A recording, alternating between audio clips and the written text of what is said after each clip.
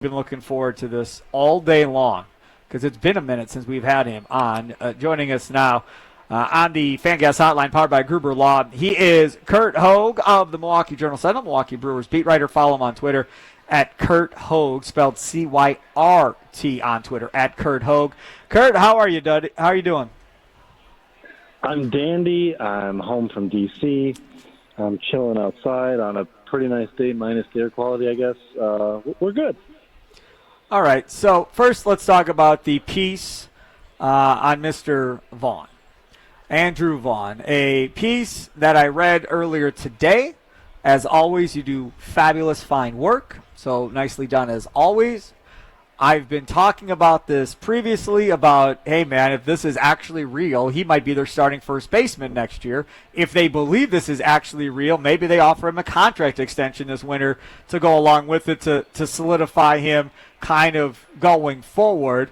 I mean, you are a trained eye when it comes to baseball and so forth. Forget what they say. What do you see? What I see is I'm going to need a little more before I go fully on board with he's the first baseman next year. But we're definitely at a point where we're having to have a conversation, which is why I kind of asked around the Brewers what they think of him. But look, when you're seeing a few material changes to like the bat speed, to swinging at better pitches, to lifting the ball, catching it out in front of the plate, from a guy who maybe he's never been an elite hitter, but like he's got some pedigree. He was the best hitter in college, and number 3 overall pick. So when you're finally starting to see all of these pieces come together for a guy, there are definitely signs there that he could be the first baseman next year as well. And they've made if maybe not even this level keeps up, but if he continues to produce it in any capacity for the final 2 months, you could very easily see them tendering him a deal in arbitration. The one thing that stood out to me in that piece, like I said, a great piece, go check it out at the Milwaukee Journal-Sentinel website or go buy the paper, is when we talk about him doing interviews and seeing him talk to people, it's very short answers, very understated, not a ton of personality, whatever. But in that piece that you wrote, you talk about him being vocal, very vocal, in these hitters' meetings leading into a game about how they want to attack a pitcher. I guess I was kind of taken aback and surprised by that. Well, some guys are just competitors, and he's always been kind of classified as a pretty cerebral hitter, even though he chased a ton with the White Sox, which usually those two things don't go together. Right. But a guy who knows what his approach is, knows what he's trying to get from a pitcher, and like he may not be your standard veteran, but when you've got a guy who just innately is super competitive, that's a climate where it'll come out, even if he's like generally a quieter guy. He's been an addition to the team, obviously, with his production, but helping them in these meetings as well. Talking with Curt Hogg, Milwaukee Journal-Sentinel Brewers beat writer. Follow him on Twitter at Curt Hogg. He joins us here on Wisconsin Sports Daily, served up by Wendy's at the Wisconsin State Fair. Steve Sparky Pfeiffer with you. Now let's talk about Isaac Collins. He gets Player of the Month, Offensive Player of the Month, and obviously he deserved it. It's over 320 in the month of July. Are you sold on him to this point, of him being as good as he's shown? Parts of it, yeah. I don't know if anyone saw this coming, but again, the Brewers' thing is swing decisions and controlling the zone. And if you kind of, are wondering how legit the offense, what they've done the last couple of months is, they don't hit home runs. Well, the thing that they do as a whole is they make you come to them from the mound. They don't get themselves out a whole ton now here and there, and there's some guys that are more prone to do it than others. But Isaac Collins is kind of a template for like why their offense is good. It's because he knows exactly what his plan is. He knows what spots within the zone he's good at swinging. He doesn't go outside the zone, and then he's able to barrel the ball up. It's not a ton of like raw power, but he's hitting line drives and squaring the ball up with like the strength that he does have. And so that's a very important skill to have, is swing at the right pitches, and he's very, very good at it. Curt, the other thing, too, about this offense and what we're watching, and I put it on Twitter, I don't understand what the hell is going on at third base, if we're being honest. This Caleb Durbin thing, I realize they're not hitting him or letting him hit against right-handed pitching, and I understand it's a bigger sample size, but you don't have a better answer than him at this point to play at third base. I mean, how long are we going to give Seigler? He's hitting under 200, for God's sakes. Well, I thought the same thing about Isaac Collins facing lefties when Garrett Mitchell was on the roster in early April. Like, shouldn't we be seeing what Garrett Mitchell has to offer you against left-handers? And then turns out Isaac Collins, after he was pretty bad for the first month or so, then Mitchell got hurt and he turned it on. I don't necessarily know if Seigler is going to be able to replicate that production. Probably not. Collins might be the Rookie of the Year front runner, or he should be probably. But they're giving a young guy a chance in a specific role and seeing what he's capable of. And that is exactly the thing that has worked for the Brewers. Like, I don't know, you can say Seigler's not the guy, sure, but I would have said that about 3 or 4 players that have, in the last couple of years, stepped into pretty important roles after I would have doubted them. Well, how is Caleb Durbin handling all of this? He's fine.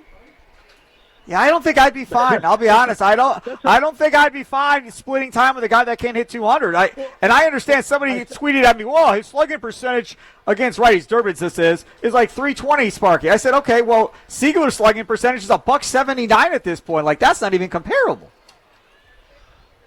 Well, I think there's a competitive fire to the guy that's like not happy about it, but generally that's another thing that has benefited this team, is guys are like fighting for their spots and fighting for their at-bats and putting together competitive at-bats instead of just being, like, gifted a job. And now Durbin, you could argue he's earned regular playing time, but, hey, if they got this guy Seigler they like and they're trying to see what he has, I think 2 starts a week is probably fine.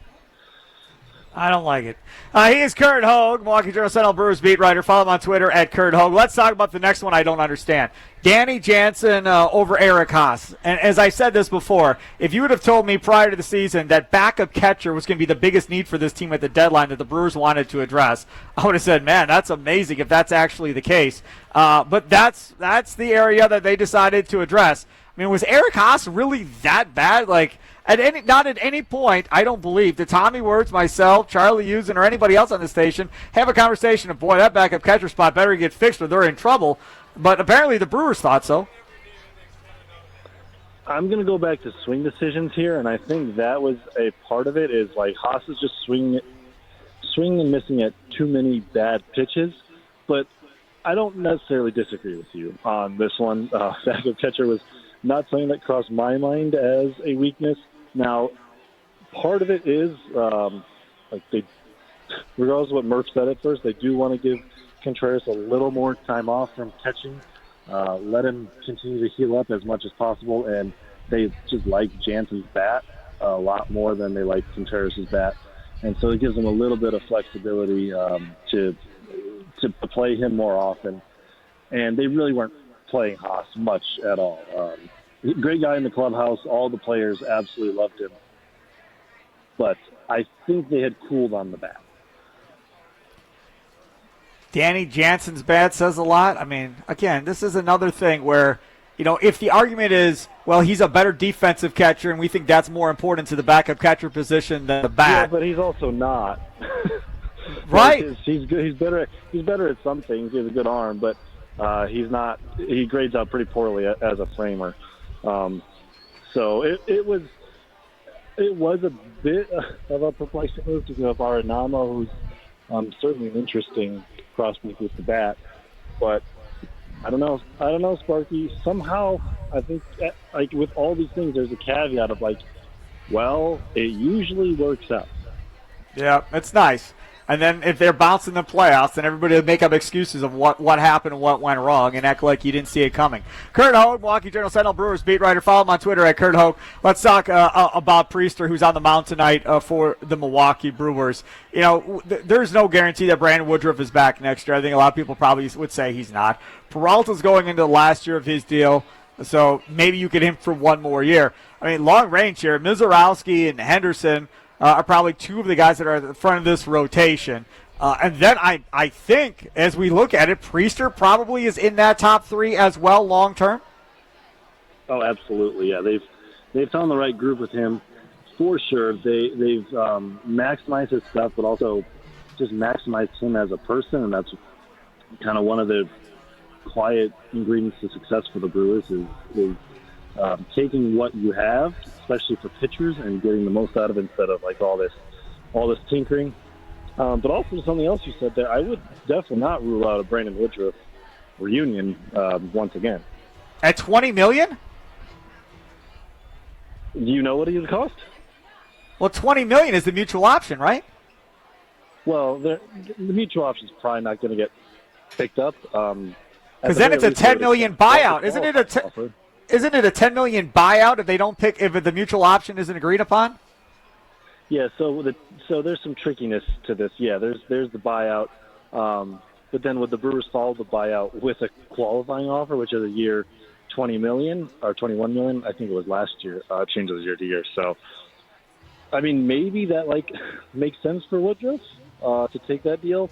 Obviously, it would also make sense for him to try to get the most bang for his buck. But look, this is a guy who said he wants to play in Milwaukee, has been willing to sign back here to be in Milwaukee. He loves it here. He's a Brewer through and through. And that has also mattered with, certain guys in free agency to this ownership group. I could absolutely see them working something out for Brandon Woodruff. They absolutely love the guy. And if they're going to pay a starting pitcher in free agency, it's going to be Brandon Woodruff. Oh, come on now, don't do this to me, man. Don't get me excited, because then then I'm going to get all worked up thinking they might actually be able to keep Brandon Woodruff. Then if they don't, my heart's going to be crushed. I'm going to blame you, Curt Hogg, for getting me worked up, thinking they can keep Woodruff long term. Okay, one last one for you. Speaking about getting worked up and getting excited, two prospects on the move to the Timber Rattlers. You know as well as anybody about both of these guys. Tell everybody about both these players. Well, it's certainly exciting for Brewers fans, especially if you're in the Fox Valley area, because Jesus Made and Luis Pena are up in Appleton.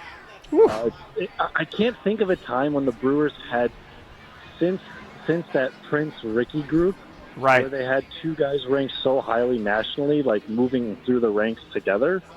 They've had some guys. They've had Braun, obviously Churio, obviously Miz, that have worked their way up, Arcia, but they've kind of been on their own little island for the most part. Well, there's been some good players around them, but they have always been the attraction. Now it's 1A and 1B, and it's an interesting dynamic because these guys are super competitive, and they kind of take it a little personally.